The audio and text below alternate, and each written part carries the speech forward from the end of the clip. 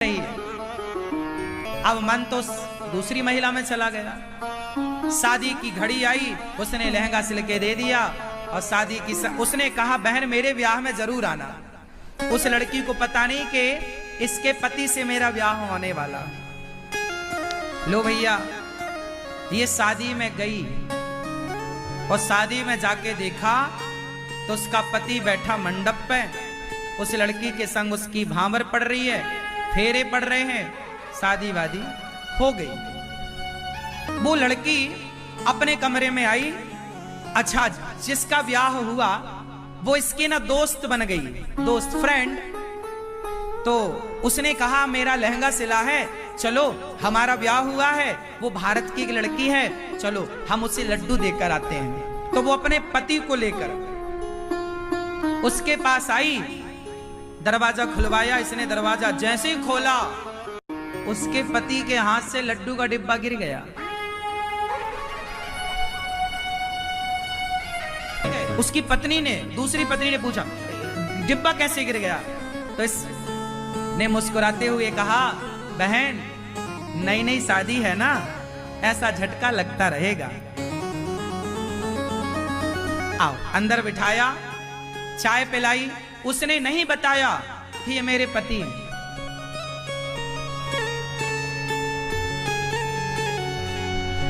उस लड़की ने कहा बहन तुमने मेरा लहंगा सिला, मेरी शादी में आई, बहुत अच्छा लगा, देखो मेरे पति कितने अच्छे हैं। हाँ बहन, तुम्हारे पति बहुत अच्छे हैं, भगवान करे कि तुम्हारे पति अच्छे ही रहें। क्योंकि कुछ लोग समाज में ऐसे हैं जो प्यार का इजहार किसी से करते हैं, साथ जीने और मरने की कसमें खाते हैं, पर साल दो साल में ही अपने रंग बदल देते हैं। बहन भगवान करे तुम्हारे पति ऐसे ना हो। अब वो सुन रहा है, वो तो जान रहा कि मैंने से सारी जिंदगी साथ जीने मरने की कसमें खाई, पर वो पानी पानी था, कहे तो कहे क्या। वो लड्डू वड्डू बांट के घर चला गया। ये अपना इसने देख लिया कि मेरा पति कहाँ है। इसने दरवाजा बंद किया, किराए का घर था, किराया दिया, जिसका था दिया, और अपने किराएदार मालकिन को एक डिब्बी देती है, बहन वो मेरी सहेली आएगी कल, तो ये डिब्बी उसे देना और ये पत्र देना, और ये वापस भारत की ओर रवाना हो गई। उसका पति ना, उसे नींद ना आई, उसको लगा मेरी पत्नी कितनी अच्छी है कि मेरा पता लगाते वो भारत से लंदन आ गई, और देखो उसने मेरे बिना किसी और से आंखें ना मिलाई, और मैंने उसके बिना साल दो साल में किसी और लड़की से प्यार करके शादी कर ली। उस आदमी ने सोचा कि ये जो लड़की है, ये जो मुझे लंदन में मिली है, क्या ये मेरे लिए इतना त्याग कर सकती है जितना मेरी भारत की उस पत्नी ने प्यार किया, त्याग किया। वापस आया कि चलो सॉरी बोलूंगा, माथा चरणों में रखूंगा, माफी मांगूंगा। वो दौड़ा दौड़ा रात को आया, पत्नी से बोला मैं आ रहा हूं, दौड़ा दौड़ा आया, पर वहां तो अब वो थी ही नहीं। मालकिन ने कहा कि भैया ये कागज दिया है और ये कुछ डिब्बा है। उसने खोला तो शादी का जोड़ा जो उसने अपनी शादी में पहना था,